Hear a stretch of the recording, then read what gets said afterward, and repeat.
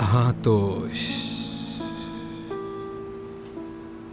कौन सी ली जाए? हाँ, ये अच्छी लग रही है। ये बिल्कुल न्यू डिज़ाइन है, आज ही आया है। जिसे भी आप देंगे उसे बहुत पसंद आएगी। इसमें काफ़ी हीरे लगे हुए हैं। ओह अच्छा, वैसे इसकी कीमत क्या है बता सकते हैं आप मुझे?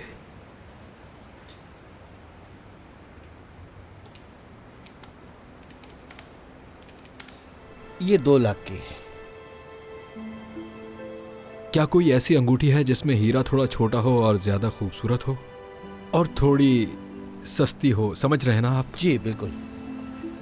ये वाली थोड़ी बड़ी लग रही है, कुछ और अच्छी सी दिखाएं मुझे। नफीस हो, सबसे अलग हो। ये हाँ वाली जी, देंगे आप बिल्कुल ज़रा। यही।